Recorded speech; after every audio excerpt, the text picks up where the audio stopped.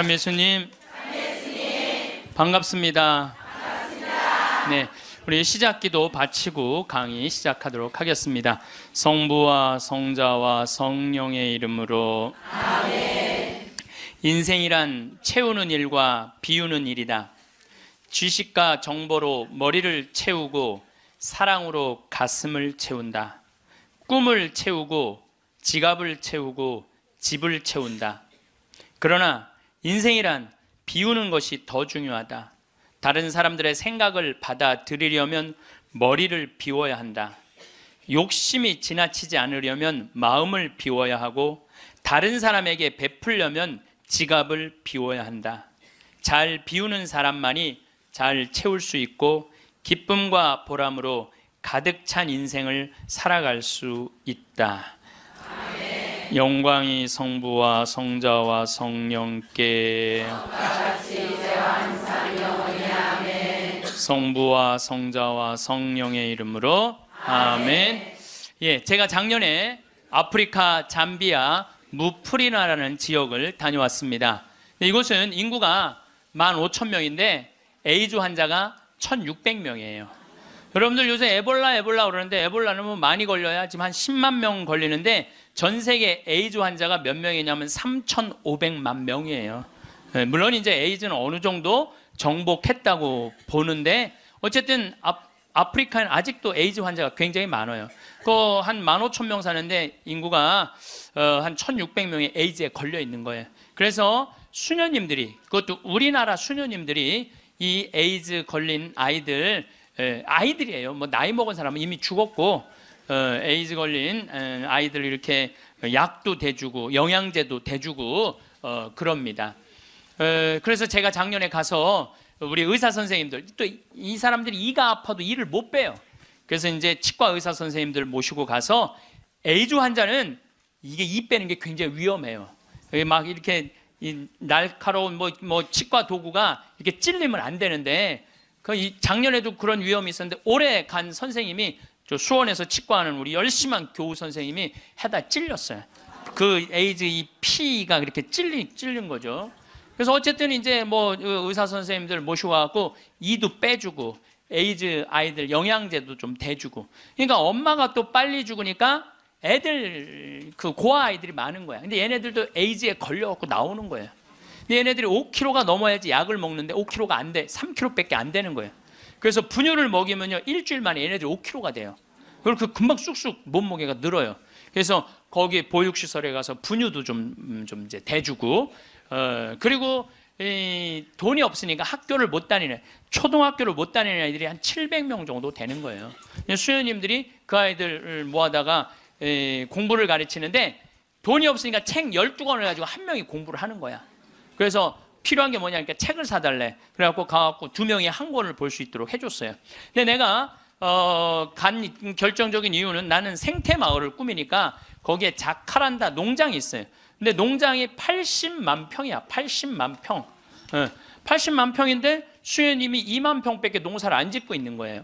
그래서 내가 수녀님한테 물어봤어요. 수녀님, 이거 농사 다 지면은 보육시설, 병원, 그 다음에 학교 다 운영할 수 있을 텐데 왜 2만 평밖에 못 꾸미고 있느냐? 그랬더니, 신부님, 우리는 맨손으로 농사 짓는다는 거예요. 포크레인도 없고 트랙터도 없고 경운기도 없어서. 여러분들, 맨손으로 농사 지면요, 한 사람이 1,000평 이상 못 져요. 얼마나 농사가 힘든데요.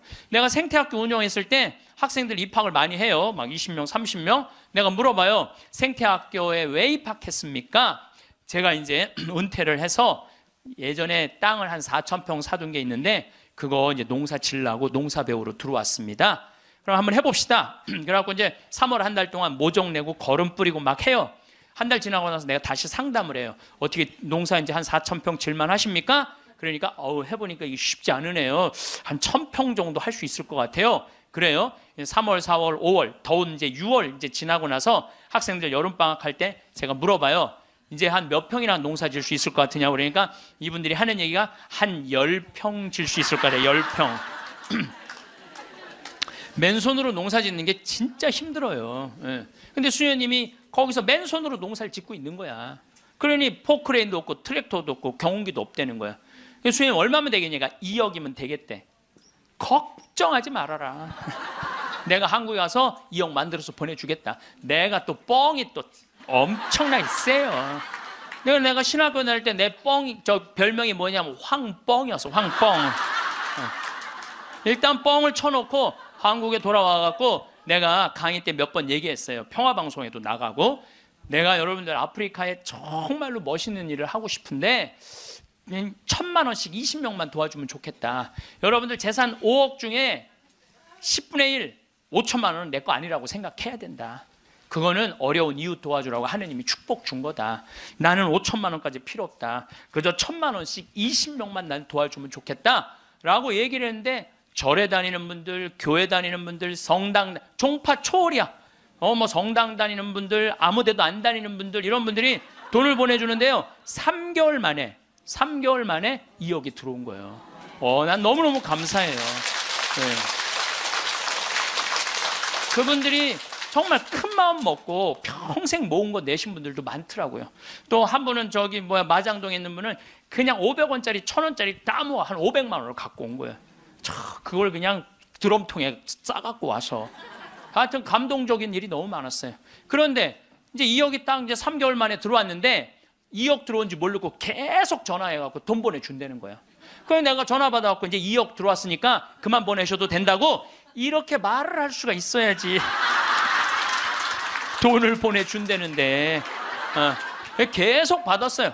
계속 받았는데, 내가 요새 강의 때문에 책상에 못 앉았는데, 어젠가 그제 여기 평화방송 강의 준비한다고 밤 12시에 들어가는데 1,000만 원을 또 전주에서 어떤 분이 또 보냈더라고. 그것까지 합쳐서 들어온 돈이 7억 1,000만 원이 들어온 거야. 7억 1,000만 원. 아니 2억이면 되는데 7억이 들어오니까요, 사람이 마음이 간사해지더라고요. 난 그래서 이걸 하면서 그 복지시설 사람들 이해가 되더라니까요. 그 돈 떼어먹는 사람들 이해가 되더라니까, 이래서 떼어먹는구나. 그럼 어쨌든 내가 이제 포크레인 트랙터 경운기 사주기로 했으니까 그거 사주러 나갔어요. 나는 공투 조그만 걸 사주려고 갔는데 수현이 말을 바꾸는 거예요. 공투는 안 된다는 거예요. A10을 사달라는 큰 거. 왜냐면은 여기 개미산이 한 2,000개 있어요. 농장 안에. 개미산이 있으니까 농사를 못 짓는 거예요. 개미산 때문에 가려서 2,000개나 되는데, 얘네들이 짐은 100년 동안 짓는 거야. 산 하나를. 100년 동안 지니까 얼마나 크겠어. 여기 이건 말도 안 돼. 이거 한 2층 정도 되는 큰 개미산을 져놓는 거예요. 그럼 거기다 농사를 지려면 이게 보통 하나에 100평 정도 차지하고 있거든요. 그 농사를 지려면 장정 둘이서 꽃갱이로 한 달을 뽀개야 그거 하나를 뽀개는 거야. 그 2,000개를 언제 뽀개? 그래서 포크레인을 사달라는 건데, 공투를 사주면 바가지를 꼽으면은 그 개미산을 포크레인 못 이겨요. 그래갖고 포크레인이 넘어진다는 거예요. 사달라면 1m 20짜리 큰 거 사달라는 거예요. 공투는 한 7천만 원이면 되거든요. 근데 그냥 A10을 사러 나갔더니 2억 8,700이야. 돈 좀 떼어먹어 보려고 그랬더니 떼어먹을 돈이 없는 거야. 그것도 우리나라 포크레인을 사주려고 그랬더니 우리나라 건 안 된대. 서비스 포크레인은 하면서 호수라는 게 막 터져요. 이렇게 연결돼 있는 게 큰 기계를 하니까 그거를 고치는 거는 볼보밖에 없는 거야. 그래서 볼보로 살려고 그랬더니 엄청 비싼 거예요. 그래갖고 어떻게 약속을 했으니까 2억 8,700짜리 포크레인 샀어요. 그 트랙터 6천만 원짜리 사고 경운기 2대 1,200만 원짜리 사서 작년에 11월 달에 인천항에 가서 택배로 붙였어. 또 이 포크레인이 너무 크니까 포크레인을 잘라요. 난 또 포크레인 자르는 거 처음 알았어. 포크레인을 잘라갖고 컨테이너 2대 나눠서 보낸 거야. 기술자를 보내갖고 붙이는 기술자도 보내고. 근데 여러분들 포크레인하고 트랙터만 보내면 걔네들 알아서 일해요?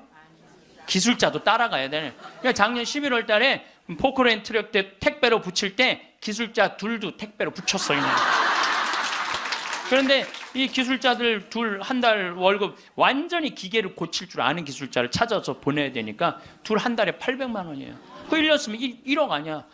돈이 팍팍 줄어드는 거야.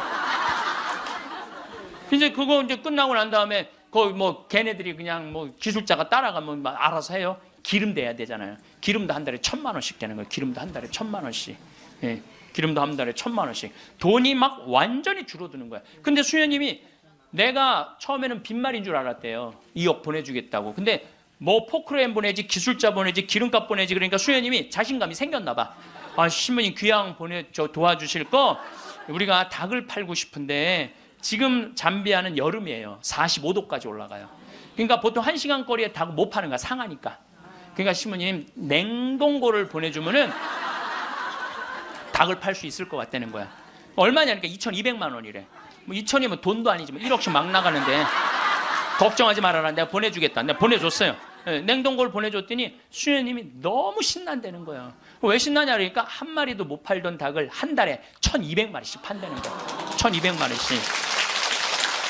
그런데 수녀님이 또 전화를 해서 신부님 문제가 생겼다는 거야. 무슨 문제가 생겼냐니까 닭을 너무 많이 팔다 보니까 닭장이 모자라네. 닭장이.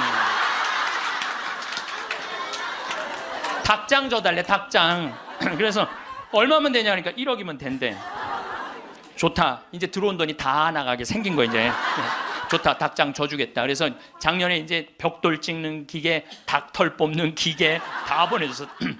그래갖고 이번 여름에 대학생들 20명을 데리고 가서 닭장을 줘주고 왔어요. 내가 이번에 우리 대학생들 20명을 데려와서 너무너무 놀랐어요. 왜냐하면 엄마들이 얘네들 문제 있어서 얘네들 고생시킨다고 보냈는데 걔네들이 가서 일하는 걸 보는데요. 너무 잘하는 거예요. 너무 즐겁게. 그러니까 걔네들은 다 내가 보니까 몸으로 살 놈들을 머리로 살라고 그러니까 걔네들이 힘든 몸으로 사냐 얼마나 너무너무. 그래서 얘네들이 닭장 다 지어주고 닦아놓은 땅이 10만 평이야. 10만 평. 야, 나는 이번에 정말 감동받았어요. 그리고 이제 아줌마 3명이 따라갔어요. 한 70명이 지원을 했어요. 20명 데려가야 되는데 뭐 70대, 60대, 50대, 40대, 20대만 싹 뽑고 나머지는 다 이제 제하고 60대 아줌마 3만 모시고 갔어요. 지원한 분들. 왜 모시고 갔겠어요? 밥 해주는 거. 밥 해주는 거. 근데 그 3분도 음식을 너무너무 맛있게 잘하더라고요. 하여튼 이번에 근데 이제 그것만 한다고 되는 게 아니잖아요. 그 닭장은 기술이 필요하거든요. 그래서 이제 우리 생태마을에 그 집을 져주는 신자도 아니야. 그냥 산적같이 수염 이렇게 막 이런 사람한테 그 김 사장한테 당신 내가 한 달 월급 줄 테니 아프리카에서 닭장 져주고 오는데 기술자가 필요하니까 가서 닭장지로 가자. 그랬더니 이분이 하는 말이 신부님 무슨 말을 그렇게 하느냐고. 나도 저 친구들도 저렇게 한 달 봉사로 가는데 나도 가서 돈 안 받고 자원으로 하겠다는 거야. 그러니까 예수님이 주님 한다고 다 천국에 가는 게 아니다. 내 말을 실천하는 사람이라야 천국에 간다는 말. 나 그 김 사장을 보면서 그런 생각이 들더라고요. 가서 그러니까 이번 여름에 저도 이제 가서 싹 져주고 왔어요. 그랬더니 수녀님이 신부님 도대체 우리한테 왜 이러는 거냐는 거예요. 나 그 수녀님들 본 적이 없거든요. 근데 작년에 내가 가서 그 수녀님들을 보고 감동을 받은 거예요. 왜? 수녀님 10분이 잠비아에 가서 16년 동안 한국 수녀님들이 그들을 위해서 사는 거야. 그냥 뭐 샤워를 한번 하려고 그러면 물도 안 나와요. 그리고 여러분들 잠비아가 더운 게 아니에요. 6, 7월 달은요 추워요. 파카 입고 다녀야 돼요. 털옷 입고 다녀야 돼. 근데 샤워를 한번 해보려고 그러면 물이 그냥 나오다가 그냥 비눗물에 같이 떨어져. 멈추고. 그렇게 불편한 데를 수녀님 10분이 16년 동안. 수녀님 38살 먹은 나탈리아라는 수녀님은 가자마자 말라리아 그래서 죽었어 또. 그래서 내가 무덤에 가봤더니 사진을 이렇게 해놨는데 예쁘게 생겼더라고 또. 참. 그러니까 옆에 동료 수녀님이 죽어가는데도 불구하고 이 수녀님들이 그들을 위해서 16년 동안 살았으니 이건 수녀님으로 안 보이는 거야. 작은 예수님으로 보이는 거야. 내가 이분들을 도와주지 않으면 나중에 큰 예수님한테 혼나겠다는 생각이 들더라고. 그래서 수녀님이 신부님 우리한테 도대체 왜 이러느냐고 그러길래 내가 한마디 했어. 수녀님 무슨 말을 이렇게 섭섭하게 하느냐고. 같은 업종에서 일을 하면서 무슨 말을 이렇게 섭섭하게 하느냐고. 수녀님도 하느님이라고 나도 하느님이라는데 내가 수녀님 도와주는 거 당연한 거 아니냐고. 그랬더니 수녀님이 또 전화를 해서 신부님 추장이 만나진다는 거예요. 무슨 추장이 많냐. 아직도 잠비아는 추장이 많대요. 근데 추장 한 분이 천주교 신자 추장이래요. 거기는 한 20%가 천주교 신자들 잠비아는. 근데 그 추장이 땅이 6억 평이 있대. 6억 평이 있대. 6억 평이. 그래서 수녀님 좋은 일 한다고 500헥타를 준다는 거예요. 그러니까 우리나라 150만 평, 450만 제곱미터 엄청난 큰 걸 준다는 거예요. 신부님 이거 어떻게 할까요? 전화를 했어요. 수녀님 그거 일단 받아두라고 그거. 그랬더니 이 창설자 수녀님이 독일 수녀님인데 이 수녀님 날 직접 찾아오셨어요. 신부님, 다른 병원 운영하는 수녀님, 보육시설 운영하는 수녀님, 그 다음에 학교 운영하는 수녀님들은 일이 잘 진행이 되는 거예요. 근데 이 수녀님은 울고 다녔다는 거예요. 16년 동안. 땅이 한 면이 3.2km니까 어마어마하게 땅이 크더라고요. 80만 평이. 근데 이 넓은 거를 수녀님 무슨 재주로 해? 돈은 없지, 일은 하고 싶지, 16년 동안 울고 다녔다는 거예요. 근데 요즘 이 수녀님이 웃고 다닌다는, 웃고 다닌다는. 그리고 친구 수녀들한테 이렇게 말한대요. 이것들아, 눈물로 씨 뿌리던 사람들이 기쁨으로 곡식을 거두리다, 이러고 다닌다는 거예요.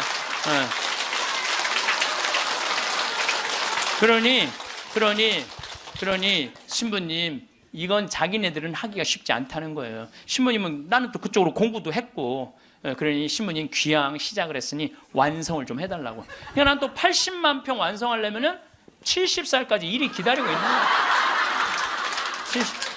난 아무리 살아도 아무 상관없어. 심심할 일이 없어. 심심할 일이. 이번 여름에는 이제 치과 의사 선생님들, 안과 의사 선생님을 모시고 왔는데, 이제 좀 젊은 분들이 가는데 안과 의사 선생님 대학병원에 과장님을 모시고 간 거야. 수술 도구까지 다 갖고, 내가 다 우리 후원하는 분들이 보내니까 치과 수술 도구, 안과 수술 도구 다 갖고 갔거든요. 근데 이 치과는 이제 작년에 갔으니까 환자들이 많은데, 안과는 사람들이 줄은 잔뜩 섰는데 무서운 거야. 이게 수술하면 눈알을 빼는 건 줄 알고 눈알을 빼는 거죠. 백내장 환자가 많은데 그래갖고 그냥 들어왔다 나갔다 하는 거야. 그냥 수녀님들이 강제로 막 끌고 가, 해라고. 그래갖고 이제 이 백내장 수술을 해줬는데, 보통 그 사람들은 병원에 와도 고맙다고 안 그런대요. 근데 이 백내장 수술한 사람 매일 병원에 와서 고맙다고 그래. 눈알 빼는 줄 알았더니 눈알이 너무 잘 보이는 거야. 너무너무 잘 보이는 거야. 그래서 다른 과는 거기도 병원이 있는데, 안과, 치과 이거는 특수 직분이기 때문에 없대요. 근데 그분들이 그것 때문에 가장 고통을 겪는 거거든. 그래서 난 또 이제 의사 선생님들을 매년 모시고 가는, 미안해갖고 내년에는 가지 말지 뭐 그랬더니, 신부님 빼놓고 우리끼리 올게요 그러더라고요. 그게 왜 그런가 했더니, 그 의사 선생님들이 스트레스가 많아요. 그 아주 환자들 불평 그거 다 받아내는 거 너무 스트레스가 많은 거야. 그런데 그 선생님들 마지막 날 저녁에 이제 항상 회의를 하거든요. 신부님, 내가 의대 다니면서 내가 막 라면 먹고 그래. 그러니까 바쁘니까 보람을 한 번도 못 느꼈대. 내가 이렇게 힘들게 공부한 보람을 여기 와서 느낀다는 거야. 그러니까 나는 내년에 안 가려고 그랬는데 자기네들끼리 간다는 거예요. 참, 그래서 내년에 나 어쩔 수 없이 또 가게 생겼어요. 내년 여름에. 근데 이제 10만 평을 깎아놨는데, 거기도 지금 지구온난화 때문에 굉장히 11월 시작하면서부터 우기가 시작됐는데 빈님이 안 오신 거예요. 그래갖고 보름 동안 안 오는데 지지난주부터 빈님이 오기 시작을 했다는 거야. 수녀님이 내가 이제 이양기라고 땅이 넓으니까 다 보내줬어요. 그 편지가 어제 왔어. 보니까 신부님 뿌렸는데 지금 비가 오시는데 옥수수가 대가 올라오기 시작한다는 10만 평에. 나는 그게 내 것도 아니고 그 프란치스코 전교 수녀회 건데도 나는 내 게 아니잖아요. 그게 그 수녀님들 도와주러 간 거니까. 그런데도 그거 생각하면 너무 행복해요. 이야, 난 정말 행복한 사람이구나. 너무너무 좋죠.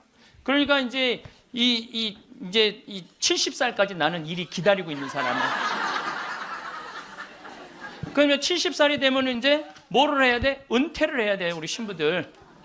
여러분들 70살이면 멀쩡한 나이예요. 여러분들 요즘 나이 계산하는 법 새로 나온 거 아시죠? 내 나이에 0.7년을 곱하면 그게 본 나이예요. 그러니까 지금 70살은 77이 49, 49살이야, 49살. 49살이라니까 70살들은 70살이에요? 잠깐 일어나 보세요. 미안하지만 일어나 보세요. 아니 괜찮아. 누가 70살이라고 그래? 49살이지. 49살이에요, 49살. 그러니까 우리가 이제 70살에 은퇴, 신부들이 70살에 은퇴를 하면은 너무 아깝잖아요. 그래서 한 달에 한 번 우리가 동창 모임을 하는데, 우리 동창 신부들하고 그러는 거야. 야, 우리 은퇴해갖고 그렇게 40년 사제로 살았지만은 너무 젊은 때 은퇴한다. 우리 뭐 할까? 은퇴하면은 그래서 내가 항상 하는 얘기가, 야, 우리 은퇴하면은 이 사주 카페는 있는데 왜 신부 카페가 없냐. 응. 우리 신부 카페 하자, 신부 카페. 아니, 요즘 사람들 마음 답답하면 사주 카페 가고 전보, 커피 마시면서 전보잖아요. 그러니까 우리도, 신부로, 여러분들, 신부로 귀신의 애비로 40년을 살면요, 웬만한 무당보다 나아요. 귀신의 애비로 40년 정도 살면 웬만한 무당보다 낫다니까요. 네, 지금 70살 원로 신부님들 딱 여러분들 보면요, 여러분 인생이 딱 보여요. 얼굴이 뭐냐면 얼이 들어왔다 나갔다는 굴이야. 얼이 들어왔다는. 그래서 우리 얼굴 안에 7,000개 인생이 있다는 거예요. 여러분들 얼굴 안에 딱 보면 남편이 바람 피고 있구나, 이게 금방 나온다니까. 웬만한 점쟁이 무당보다 낫다니까요.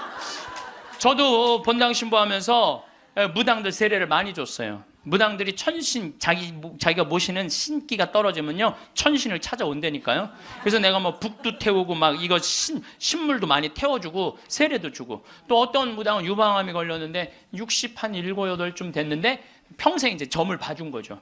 근데 이제 나한테 온 거예요. 이제 삶을 정리하고 하느님한테 귀의하고 싶다고. 살아온 얘기 다 들어주고, 그리고 이제 마지막에 이제 죽을 때 또 시모님 성가 소리 듣고 죽고 싶다고. 근데 쫓아가갖고 또 보니까 막 기다리고 있더라고요.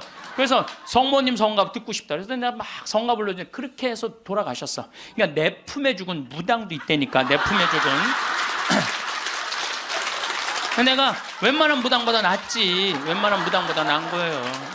그러면 우리가 카페 차려놓고 여러분들 본당 신부님들 면담하려고 그러면 얼마나 힘들어. 본당 신부님 바쁘고 우리 은퇴하면 시간도 많은데. 그래서 우리 잘생긴 시모니 신부가 있어요. 오늘 오후에 만날 건데, 시모니 신부 그 커피 바리스타 자격증도 있고 잘생기고 자격증이니까 시모니 신부는 커피 바리스타 하고, 그리고 나보다 7살 많은 베네딕토 신부라는데 얼굴이 못생겼어요. 네. 형은 그 정신없이 왔다 갔다 하지 말고 주방에서 나오지 말고 거기서 나오지 말고 음식하고 음식. 네. 그다음에 뭐 담배만 피우고 뭐 아무것도 안 하는 우리 마티아 신부, 너는 청소하고. 난 이제 이게 되니까 앉아서. 내가 장소도 다 봐뒀어요. 장소는 어디로 했냐면은 남한산성 성지가 있는데, 남한산성 성지가 새로 성당을 줘서 갔어요. 옛날에 구성당이 아주 그 창호주로 잘 줘놨어. 그래갖고 그 성당 터 달라고 그랬어. 여러분들 남한산성 그 근처에 또 점 보는 데도 많아요, 보면. 그래갖고 이제 거기는 이제 신부 카페. 우리는 은퇴해서도 할 일이 있는 거야. 그러니까 나는 이제 뭐 대학 하라고 이제 기부금도 40억 받았으니까 나는 200살까지 살아도 일이 있어요. 200살까지. 근데 여러분들은 무슨 계획이 있느냐? 나 이걸 묻고 싶은 거예요. 무슨 계획이 있느냐? 지금 60살 되신 분들은 100살까지 살아요. 100살. 50살 되신 분들은 110살까지 살아. 110살. 40 되신 분들은 120살까지 살아. 120살. 제가 20년 전에 강의하러 다니면서 여러분들은 이제 100세 시대가 옵니다. 신부님 뻥하지 말라고 무슨 100살까지 사느냐고. 근데 요즘 여러분들 100세 안보장, 100세 연금보장 나왔어요, 안 나왔어요? 100세 시대 온 거예요. 근데 올해 한 보험회사에서 무슨 상품이 나왔냐면 110세 건강 안심보험이 나왔다니까요. 그러면 이분들이 보험회사 분들이, 야, 100세 상품 나왔으니까 다음에 110세 할까? 이거 아니죠. 그때는 암 정복된다고 보는 거예요.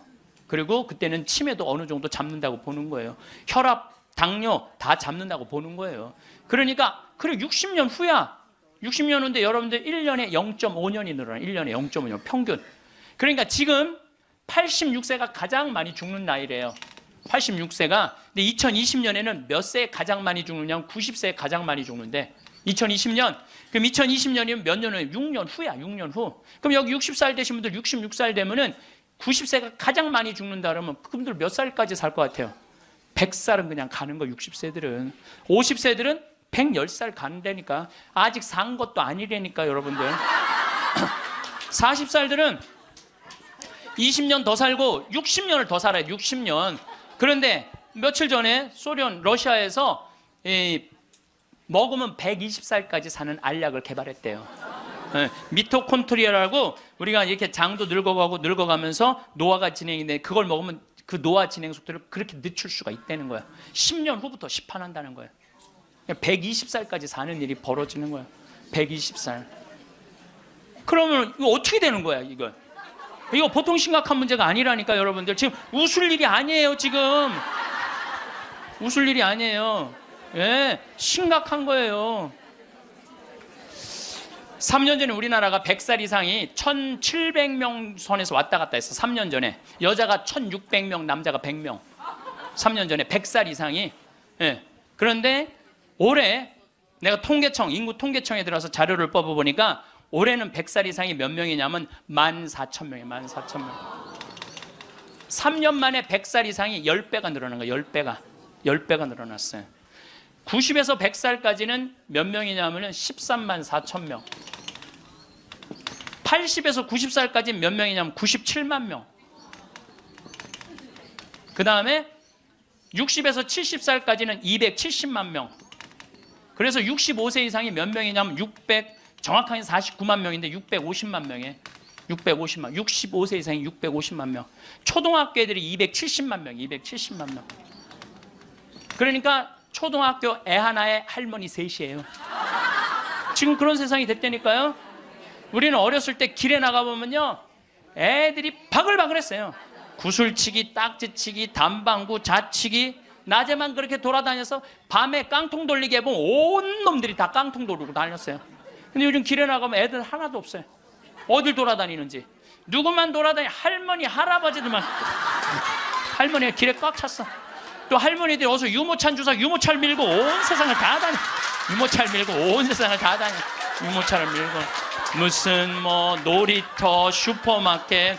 그래서 여러분들 무슨 현상이 있느냐면요, 그 노인정 앞에 가보세요. 유모차가 10대씩 끝나고 나면 밀고 다 집에 가고.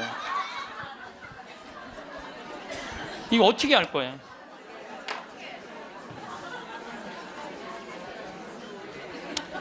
조선시대 왕들은 평균 연령이 조선시대 왕이 27명이었어요. 27명이 있었는데 평균 연령이 46.1세였어요. 왕들이 길게 살아야 46. 왕자고 공주들, 관리 잘한 왕들은 46.1세. 관리 잘하는 거 왕자도 큰 왕자들 있잖아요. 왕 못된 왕자들. 그거 평균 나이라면 36세야. 평민들은 조선시대 35세. 평균 나이 35세. 그때는요, 아무 문제가 없었어요. 그때는 35세. 그러니까 20살에 결혼을 해갖고 35세 주고 40이나 그러면요, 이땐 갈등도 하나도 없어. 20살에 결혼해갖고 3년 애 하나씩 낳으면은 한 7 낳다가 죽는 거야. 7명 낳다가 죽는 거예요. 그렇죠? 네. 삶의 계획이 뭐가 필요해? 그리고 마지막 막내는 놔놓고 누구한테 맡기느냐면 장남한테 맡기고 죽는 거예요. 네, 장남한테 맡기고 죽는 거예요. 네, 계획 세울 필요가 없어요. 근데 지금은 안 죽어. 이게 보통 심각한 문제가 아니에요. 이게 안 죽는 바람에 모든 문제가 다 생기는 거야. 안 죽는 바람에. 여러분 요즘 연금 얘기 참 많이 나오죠?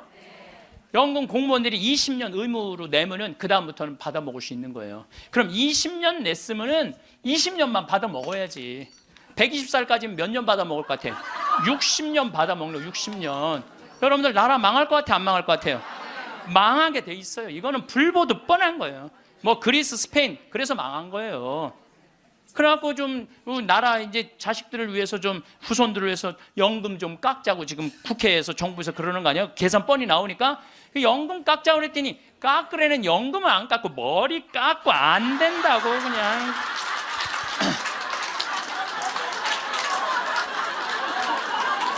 아니 누가 연금 깎자고 그랬지 머리 깎자고 그랬어? 그런데 여러분들 이게 웃지도 울지도 못할 일이에요. 웃지도 울지도 못할 일이야. 이게 지금 우리나라가 지금 무대책이야. 무대책. 아무 대책이 없는 거야. 그래서 연금 문제에 걸리지. 치매가 우리나라가 지금 58만 명이에요. 여러분들 35살 때 죽을 때 치매 걸려요? 이땐 치매 걸릴 시간도 없어요. 근데 지금 80, 90 방에 가만히 앉아 있으면은요, 네가 누군지 내가 누군지도 모르고 그냥 이러고 있는 거예요. 네가 누군지 내가 누군지도 모르고.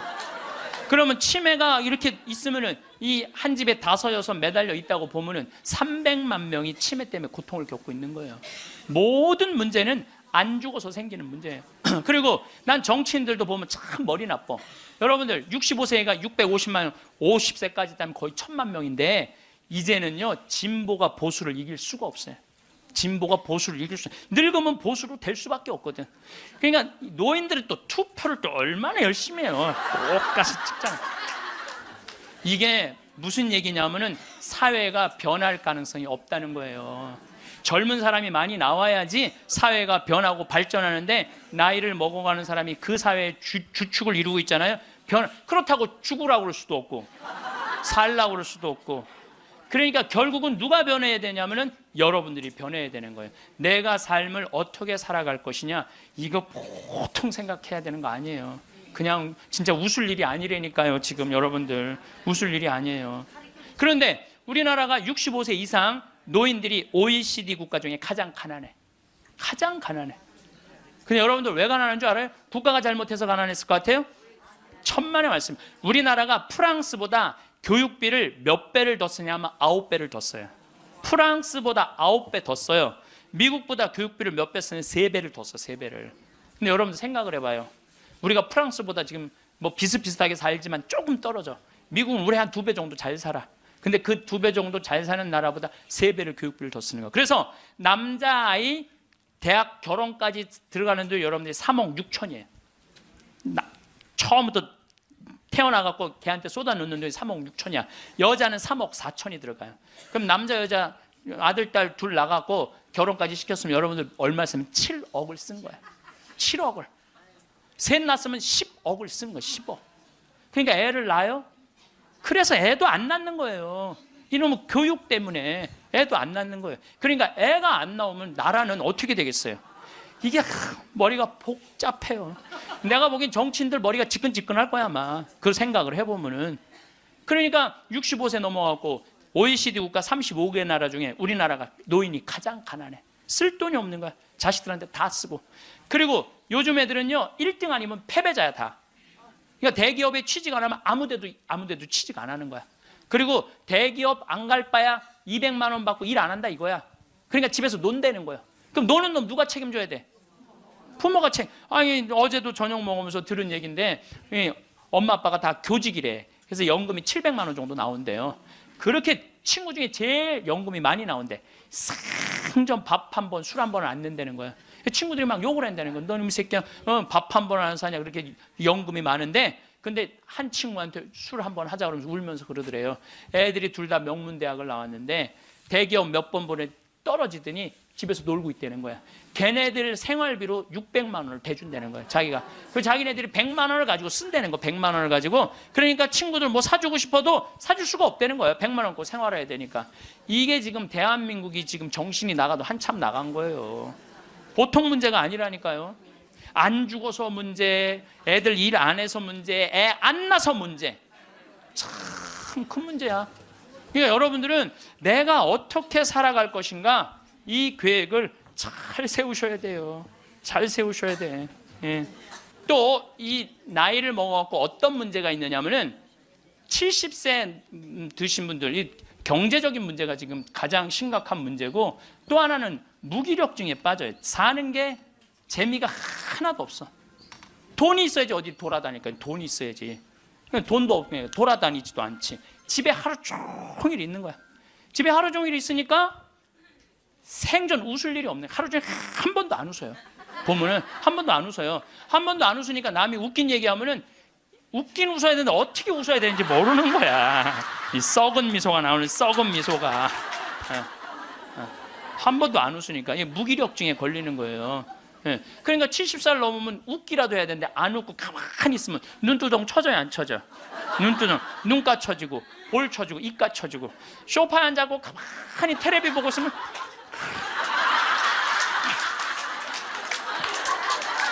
소파에 앉아고 텔레비만 째려보고 있는 거야. 아니 텔레비가 뭘 잘못했다고 KBS 한번 째려보고 MBC 한번 째려보고 SBS 한번 째려보고 평화방송 볼 때 더 째려봐. 저 무슨 얘기하는 건가. 뭐 애들 다 떠나고 여러분들 애들 다 떠나고 남편하고 있으면 뭐 깨가 쏟아질 것 같아요? 깨 안 쏟아져요. 신혼 때나 깨가 쏟아지는 거지. 소파 앉아 이렇게 있는데 남편이 지나가면은 투명인간이 지나가나 보다.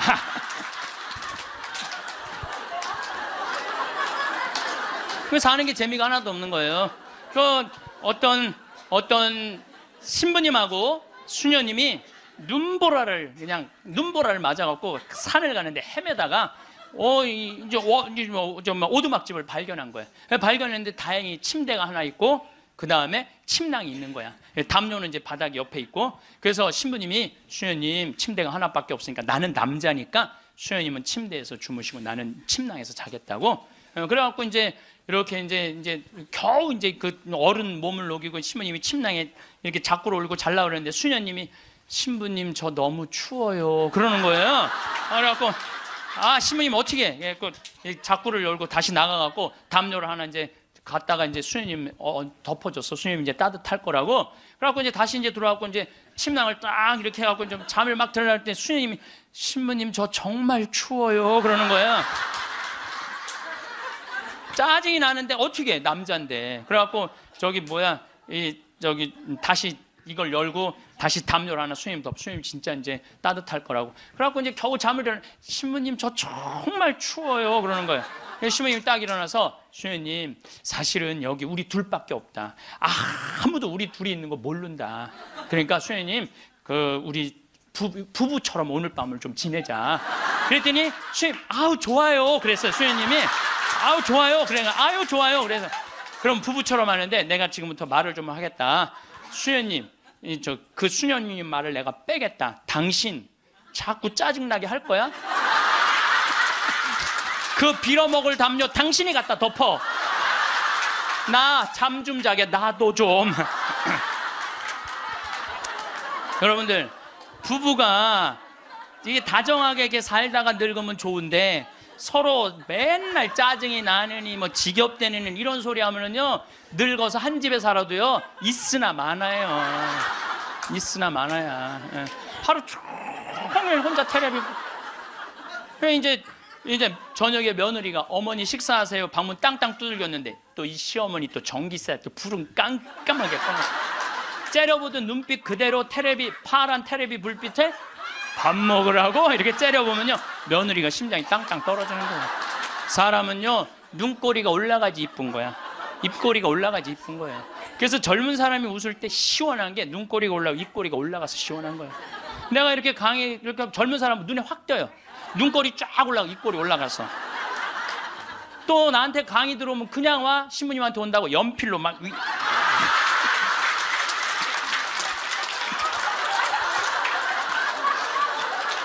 그런데 할머니들은 아무리 그려도 이게 떨어져요.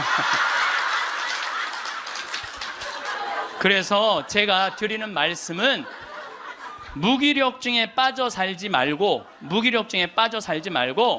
해만 뜨면 집을 나가라는 거예요. 내가 나이가 먹은 분들은요 무조건 해만 뜨면 집에 있으면 절대 안 돼요. 해만 뜨면 그리고 나이 70살 80살 넘어서 집을 나가주는 게 예의야. 예의. 집에 있으면 안 된다니까요. 그리고 가끔 1박 2일씩 사라져주는 것도 예의에. 사라져주는 거. 강원도 평창 생태마을로 사라져주는 게 예의라니까. 하루 종일 웃지도 않고 있으면 뭐가 행복하겠어요. 그러니까 할머니들 오늘 65세가 넘어갔고 나는 해 뜨자마자 나왔다 여기 나왔다 한번 손 들어보세요. 내가 늘 말하지만 이 처녀들이 슬기로운 처녀들이라니까. 이 처녀들이 슬기로운 처녀들인 거예요. 그래서 신부님 돈이 있어야지 나가 돌아다니죠. 집 잡혀라. 집을 잡혀라. 그래서 집 잡혀서 경복궁도 가고 덕수궁도 가고 온양온천도 가고 춘천도 가고 맛있는 것도 사 먹고 친구들하고 어울려서 평창 생태마을도 오고 돌아다닐 수 있을 때까지 돌아다니는 거예요. 그래갖고 집 잡혀갖고 돌아다닐 수 있을 때까지 다니는 할머니들은 죽을 때 어떻게 죽는지 아세요? 아니에요. 그건 아니고 씩 웃고 죽는 것도 죽는 거지만은 돌아다닐 수 있을 때까지 돌아다니는 할머니들은 죽을 때 어떻게 죽느냐면 지쳐서 죽어요. 지쳐서.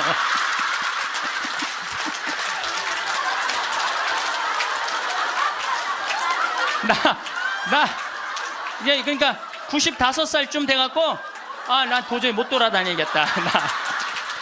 나 힘들어서 도저히 나 이제 가야 되겠다. 그러면서 씩 웃으면서 죽는 거 지쳐서. 근데 어떤 사람들이 사람을 미치게 만드느냐 하면 돈 쓰는 거 무서워갖고 뒷방에 가만히 앉아있는 거예요. 뒷방에 가만히 앉아있으면은 여러분들 그 다음에 허벅지에 근육이 풀려요. 허벅지에 근육이 풀리면 그 다음에 하는 일은 누워서 똥 싸는 거예요. 똥 싸는 거예요. 그 다음에 그 집에 할머니가 똥을 싸기 시작하면 그 집은 기쁨은 다 사라지는 거예요. 냄새가 얼마나 기분 나쁘게 하겠어요. 본인도 괴롭지만 그걸 옆에서 지켜보는 사람들. 그러니까 여러분들 자식을 위하는 거는요, 자식 걱정하는 게 아니에요. 자식을 위하는 건 내가 마지막까지 죽기 직전까지 내 발로 화장실 가주는 게 정말 자식을 위하는 거예요.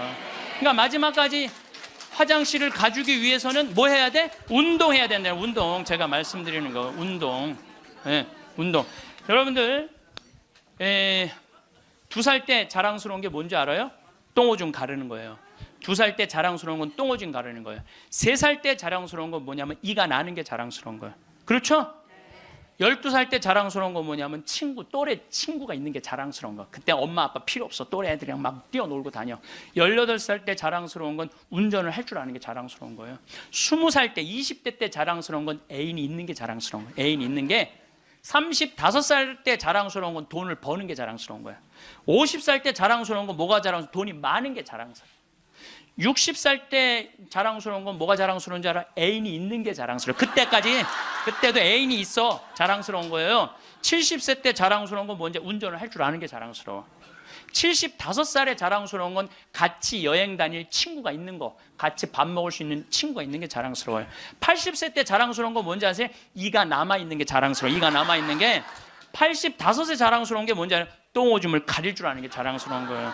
85이 돼서도 내가 똥오줌을 가릴 수 있다. 그건 자식들한테 최고의 선물이에요. 그래서 뭐를 하라? 운동을 해라. 이 운동 얘기부터는 다음에 내가 강의를 여러분들한테 하도록 하겠습니다. 마침 기도 바치겠습니다. 성부와 성자와 성령의 이름으로. 큰 재산은 소심한 사람에게 걸맞지 않다. 집에서 말씀입니다. 구두쇠에게 재물이 무슨 이익을 주겠느냐? 제 몸을 돌보지 않고 쌓기만 하는 자는 다른 이들을 위하여 모으는 것이니 그의 재산으로 남들만 흥청거릴 뿐이다. 자신에게 악한 자가 누구에게 관대하겠느냐? 그는 자기 재산도 즐기지 못한다. 자신에게 인색한 자보다 더 악한 자는 없다. 그것이 바로 자신의 사악함에 대한 보상이다. 욕심이 많은 자의 눈은 제 몫으로 만족할 줄 모르고 몹쓸 부리는 영혼을 메마르게 한다. 구두쇠는 음식을 아까워하며 그의 밥상에는 음식이 모자란다. 영광이 성부와 성자와 성령께. 성부와 성자와 성령의 이름으로. 아멘. 감사합니다.